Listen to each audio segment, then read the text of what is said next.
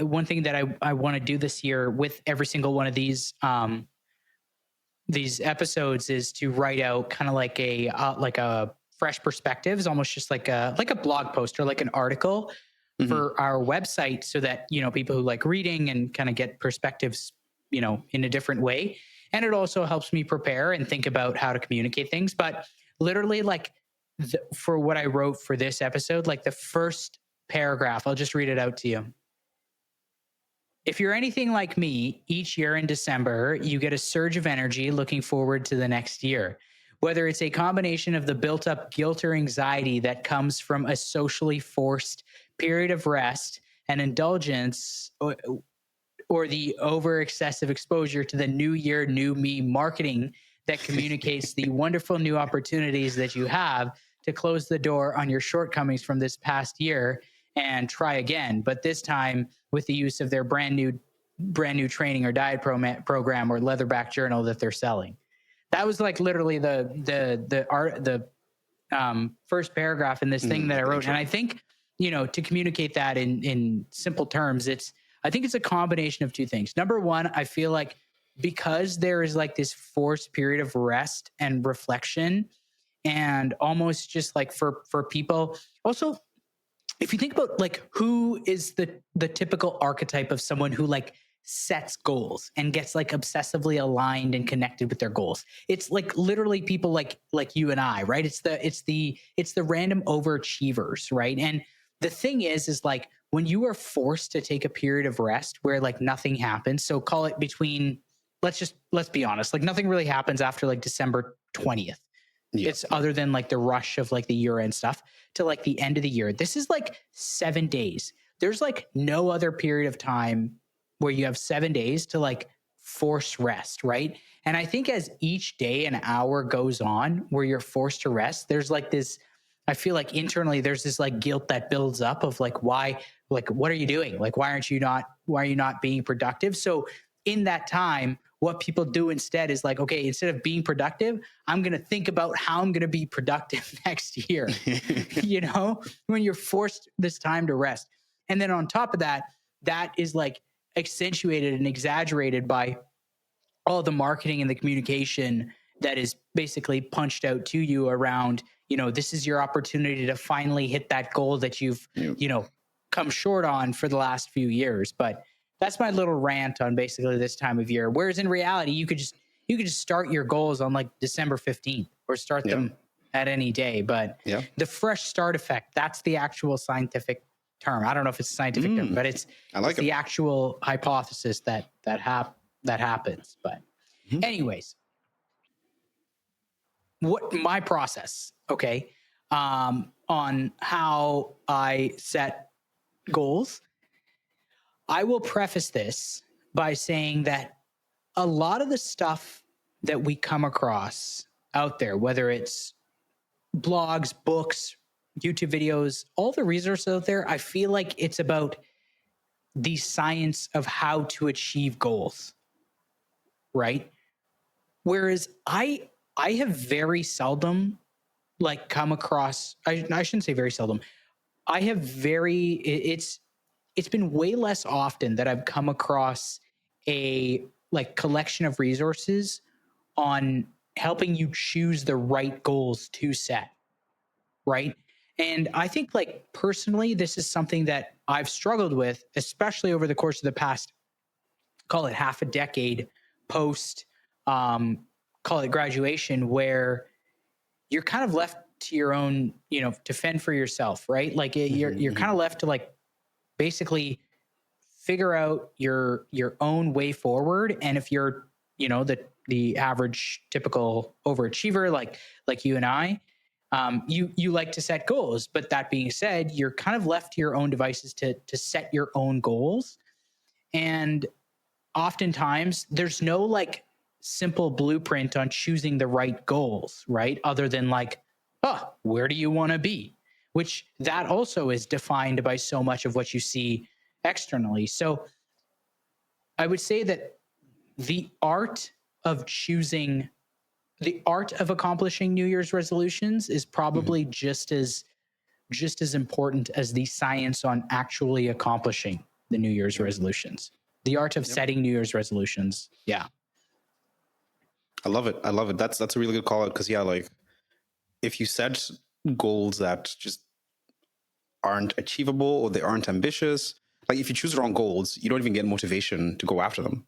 Yeah. So that's a beginning point. If you really need to have like a good process of selecting goals, for sure. Yeah. Sorry, keep going. Yeah, no, it's almost just like, okay, before you figure out what's the best way to climb the ladder towards achieving your goals, it's like the perspective is you need to make sure that the ladder is up against the correct wall that you're trying to climb up, right? So this is something that I've kind of tried to incorporate into my like annual practice of goal setting. And so in terms of how I do it, it's actually quite simple, okay? It's like I first start by listing out, in a perfect world, all the goals that I would like to achieve this year, okay? Mm-hmm. And it's like everything from like, basically, usually it ends up being around 10 to 15 goals I'd like to achieve, kind of like just overall, whether it's like monetary goals, like goals for social media, goals for like, relationships, like my religion, faith, mental health, all these things, like the tactical goals that I set out. It's wide ranging. Okay. I put this big list of goals. Okay. And then what I do is in 1 year's, like, is basically just answer this question is like, in 1 year's time, what is the ideal life or like this dream state that I would like to be living? Okay. It's like, basically, what does my life look like in a way where I've been truly happy with the year past, and basically everything that I've been like, what does my life look like a year from now? And then I set myself this constraint where based on that first list of all these goals, I choose no more than 4 of those. And I choose the 4 that are most in line, basically that represent like the goals and the actions that would be a vote towards that future ideal life that I identified in step 2, right? Does that make sense? So high level, list out all the goals in a perfect world. If you were like superhuman, what to achieve. That's what I do. Second one is in like, what is your true ideal life that you're going after?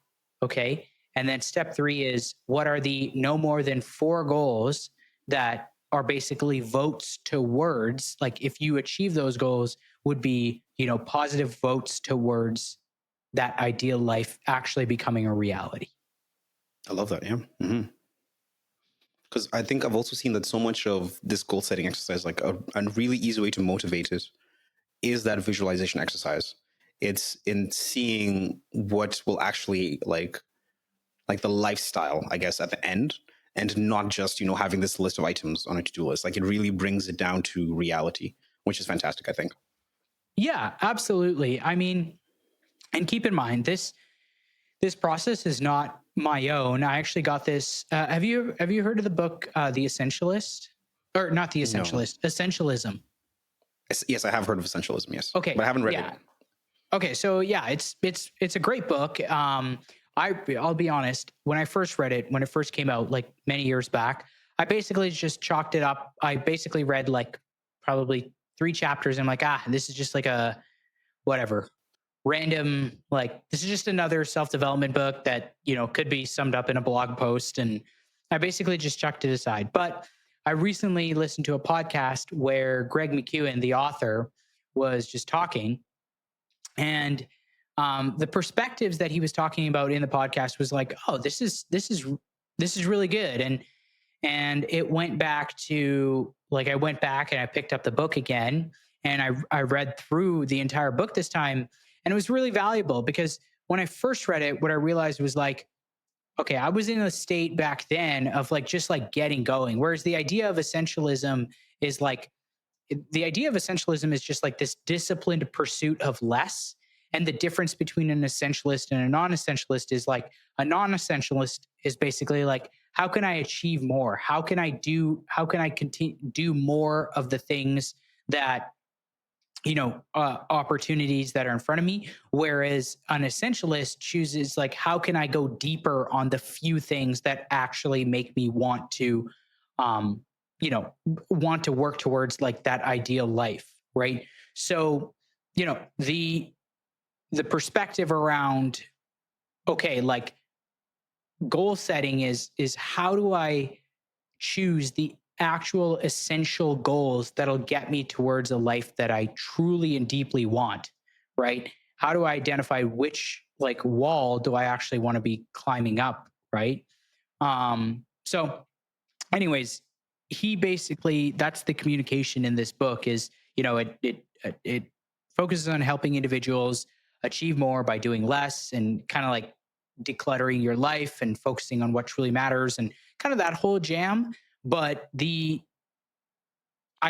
my perspective is I take that and based on the timing, I've implemented it into my goal setting process of, okay, I've got all these goals, which, is like a textbook non-essentialist. I'm trying to figure out how I can achieve all 15 of these goals, right? So how do I choose only 4 and go really deep on those 4? And then if I go deep on those 4, I'm actually going to do better at them than I would if I tried to do everything. And then that being said, I'm actually living out the life that I want to. I know that was a long-winded way of saying basically just list out all your goals, narrow it down to the ones that are important, and just go all in on that. So you've gone from like a breadth approach to a depth approach is what I'm hearing. Like you've narrowed in a little bit, and you're really focusing on smaller chunks, the essentialism idea, which I think is fantastic. From a bunch of the reading that I've done in preparation for this episode, they do say that like selecting which goals not to go for is just as important as selecting the ones you end up going for. So that's a really good call out.